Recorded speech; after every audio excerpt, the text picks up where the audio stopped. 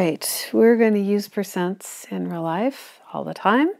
You already have. Let's look at how you would do those that you have not memorized. You've memorized half is the same as 50%, and you can find half or 50% of just about anything in your head.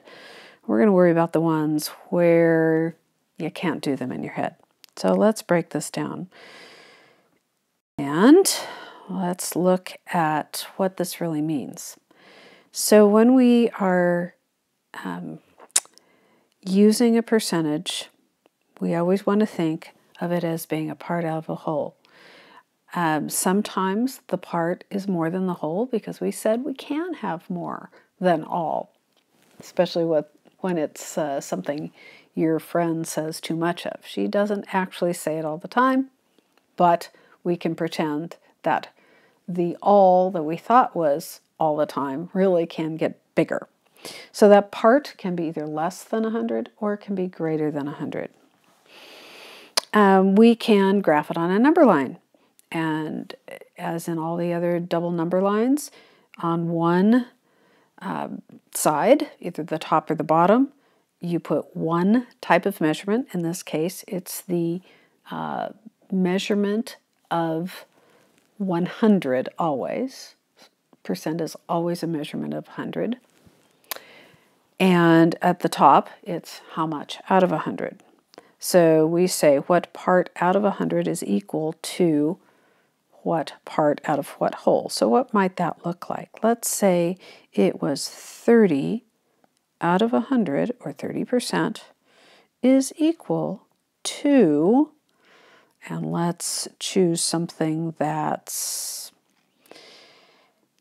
well, look at this. If I reduce this, you can tell already 3 out of 10, or I could say 6 out of 20, or some other equal quantity.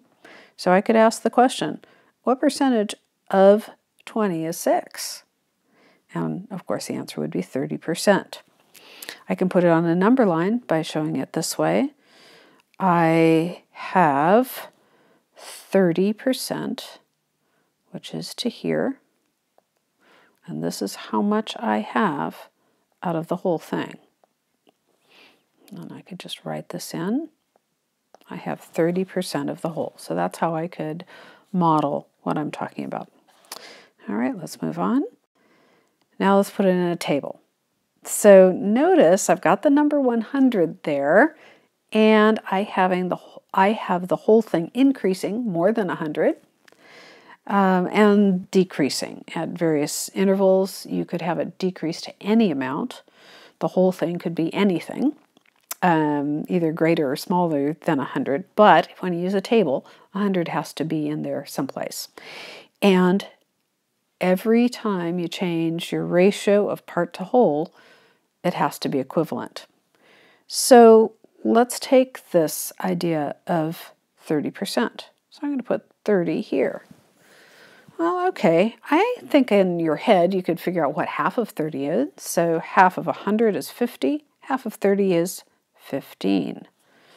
All right. Well, let's see. What else could I do that would be easy?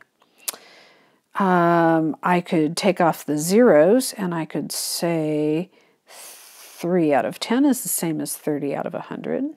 That you could do in your head. Well, I know the 50 is 15. So for every 50, I have 15 parts. Every 50 holes, I have 15 parts. So for 100 holes, I have 30 parts. So for 150 holes, I would have 45 parts. Notice we're going for a pattern. Well, now that 20 is a little bit problematic. Well, no, I could look at the 10. 10 and 20 is a relationship of half. So if 10 is half of 20, or 20 is double 10, then what's double 3? It's 6. So 6 out of 20. So remember how we were looking for that over there? So I could say that 30% is the same as 6 out of 20. So that's using a table. All right, but we still haven't put it into a real word problem, and you're going to have a lot of those. And there's going to be a lot of words. So let's look at words. You're going to be given situations where you're going to have to figure out something that's missing. And these are the three situations that you will have. And there are only three when we're talking about percentages, of course.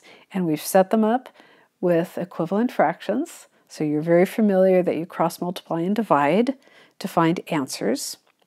So in this first situation, we don't know what the percentage is. We know that the part is 7 and the whole is 8. I've got 7 out of 8. Maybe it's a quiz. And I want to know what my grade is.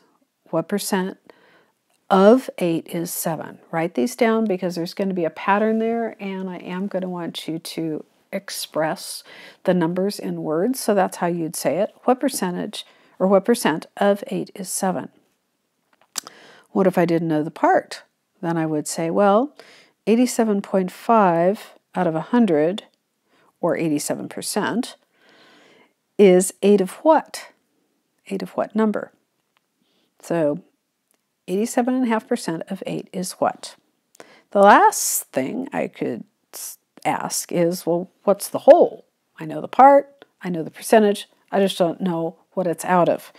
In that case, you would say 87.5% of what is 7?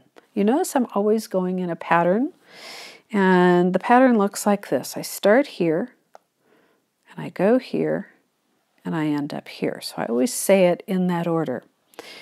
So you notice that I start with either the word what or the actual percentage that I know, and then I say the word percent.